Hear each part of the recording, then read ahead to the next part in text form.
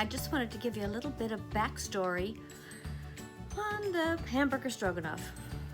I started making this back in the 70s when my kids were little. And I think I got the recipe out of a Parade magazine or the Good Housekeeping or something. And it was so absolutely delicious that I just had to memorize it. I memorized the recipe.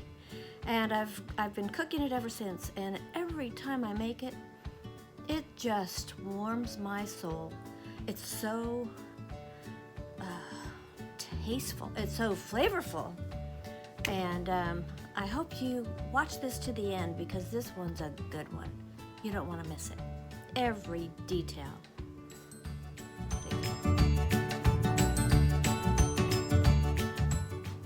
Hello, today I'm starting out with some grass-fed Angus beef, and we're going to make Hamburger Stroganoff. And it's really simple to make. You might even have everything in your cabinet already. If you have a little hamburger, onion. I'm using a red onion, but you can use any color. I think the red ones are a little more mild. That's why I like to use them.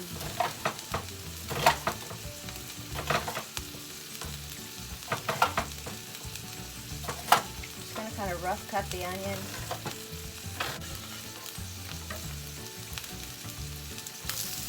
I did put some olive oil in the bottom of this pan.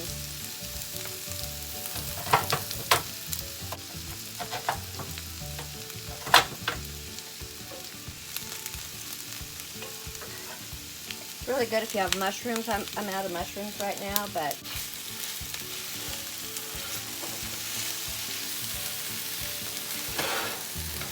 I'm going to put that up to about a 4, which is a medium heat. As soon as this is brown, we're going to put some cream of mushroom soup, 1 can. But I'm going to add a little garlic salt, a little garlic salt. Put that on. I like to have the Lee & Perrins Worcestershire sauce and some organic sour cream. And that's all we need for this recipe.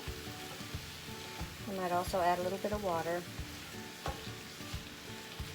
Once we get our onions nice and sauteed till they're translucent and the meat is well browned.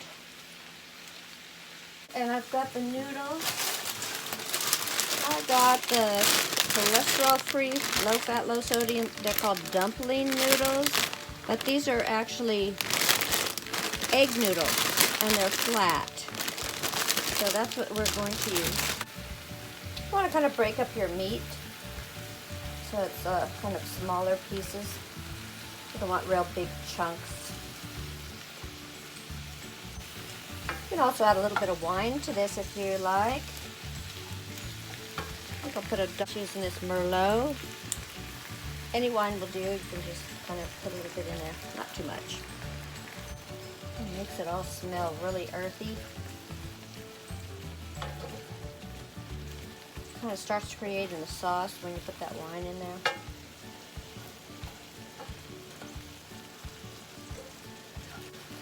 We'll go ahead and add our soup.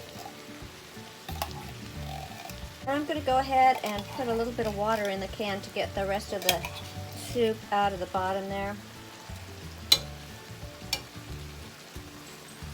Not a whole can, maybe about a 1/3 of a can. Just to give it some something to cook off.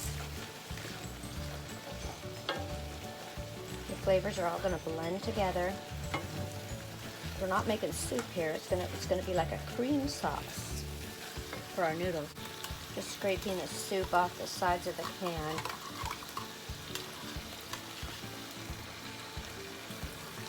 Going in there. It's going to make a nice gravy. This tastes nice and mushroomy.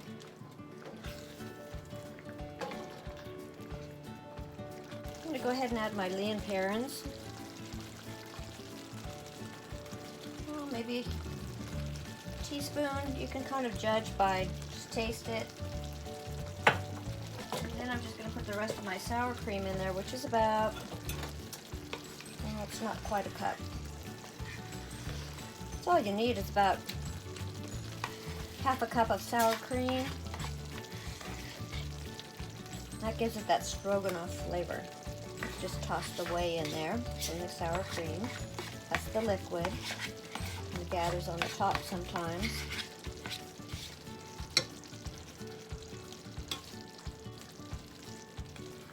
Once that's all mixed together,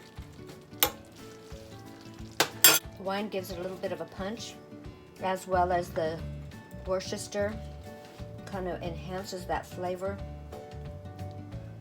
The mushroom soup. This would be really nice if you had sliced mushrooms in here.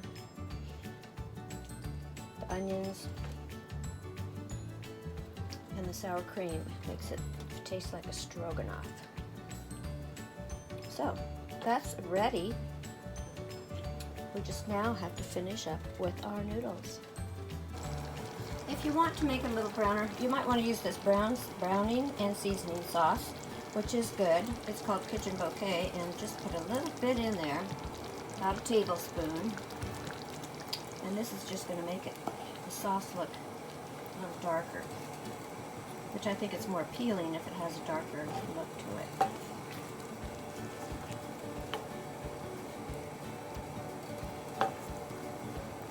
Food needs to be colorful, so we need to keep that in mind when we're serving our dishes. We want them to be attractive to the eye as well as smell good. I think that added just enough browning to kind of make that more appealing to the eye. Okay, I've got my noodles in there, and it says on the package 10 to 12 minutes for these to cook. And also, you can add a little bit of salt to reduce stickiness. I like to toss a little butter in my noodles after I drain them, just to kind of get them, so they don't stick together. Doesn't that look delicious? Served on a platter for your family or in a big bowl, and they can, I would say this probably serves 6 to 8 people.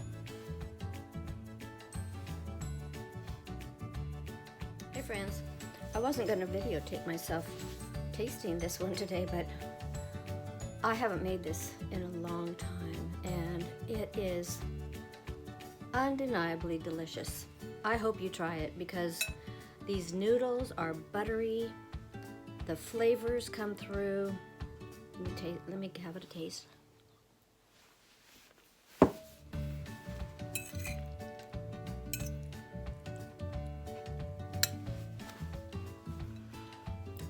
can't wait for you to try this.